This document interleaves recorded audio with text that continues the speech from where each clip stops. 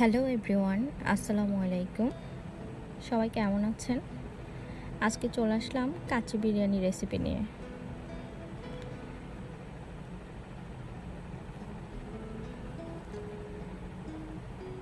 প্রথমে আমি আলু ছিলে নিচ্ছি, যেটা হচ্ছে কাচ্চি বিরিয়ানি মেইন আকর্ষণ আমার কাছে মনে হয়। আলুগুলোকে ভালো মতো ছিলে টুকরো করে নেব।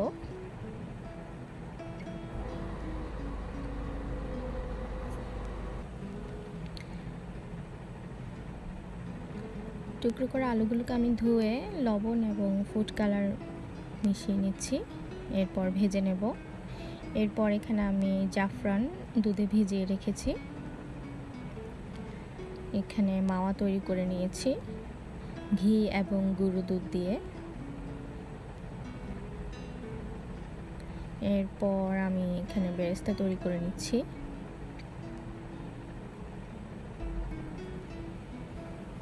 এরপর ফাইনাল মেরিনেট করতে চলে এসেছি আমার সমস্ত উপকরণ নিয়ে। এখানে আমি নতুন করে অ্যাড করেছি টক দই এবং প্যাকেটের কাচ্চি বিরিয়ানি মশলাটা।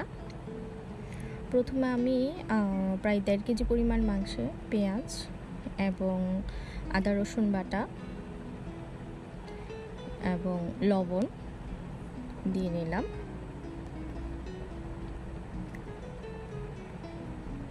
এরপর আমি কাচ্চি বিরিয়ানির যে মশলাটা সেটা দিয়ে দিচ্ছি, ভালো মতো মেখে নেব।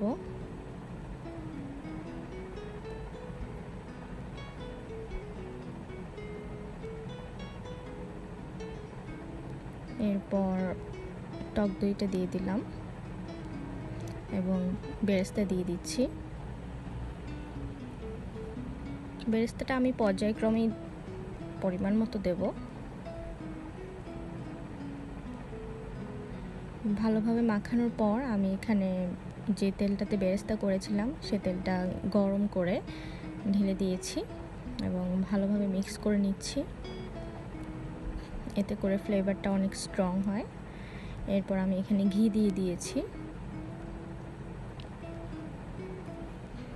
তারপর আরেকটু বেরেস্তা দিয়ে দিলাম, আরেকটু ঘি দিয়ে দিলাম। যতটুক পরিমাণ মতো লাগবে মনে হয়েছে আমি পর্যায়ক্রমে অতটুকুই দিয়েছি। এরপর আমি একটা বড় সসপ্যান নিয়ে নিয়েছি, সেখানে কাচ্চি বিরিয়ানির ফার্স্ট লেয়ারটা তৈরি করছি। মাংসগুলো ভালো মতো সেট করে নিয়ে এর উপর আমি আলুগুলো সেট করে নিব।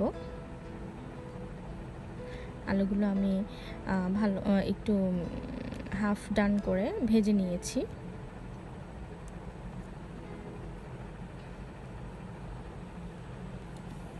এরপর আমি মাওয়াটা দিয়ে দিচ্ছি।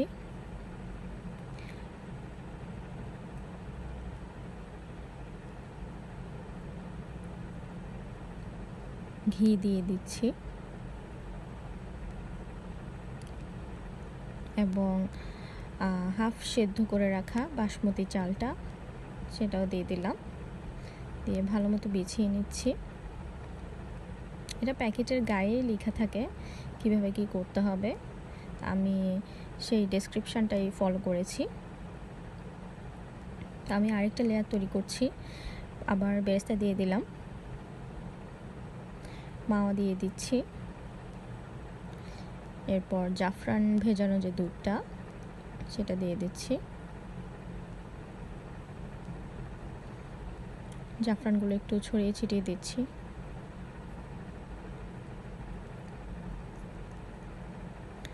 এরপর আমি বাকি যে বাসমতি চালটা ছিল সেটা দিয়ে দিলাম, ভালো মতো সেট করে নিচ্ছি ক্লোজিং লেয়ার করার জন্য। আগের মতোই আমি আবার বেরেস্তা, মাওয়া এবং ঘি দিয়ে বাকি যে উপকরণ জাফরান নতুন করে অ্যাড করেছি এখানে একটু ফুড কালার, একটু কালারফুল করার জন্য।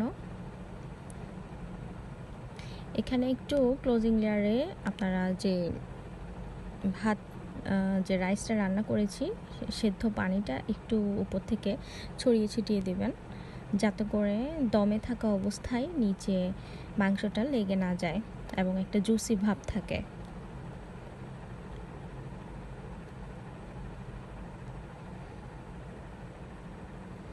তো আমি ফুড কালারটা দিয়ে দিচ্ছি।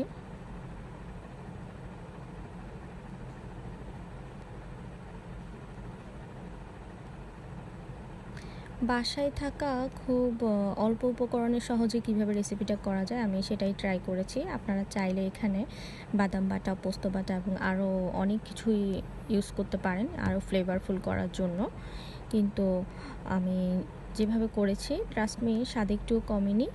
খুব ফ্লেভারফুল একটা কাচ্চি বিরিয়ানি হয়েছিল। নিজের প্রশংসা করছি না, আসলে আমার শ্বশুর শাশুড়ি প্রশংসা করেছে। যাই হোক, সবাই বাসায় তৈরি করে খাবেন। ভালো থাকবেন। আল্লাহ হাফেজ।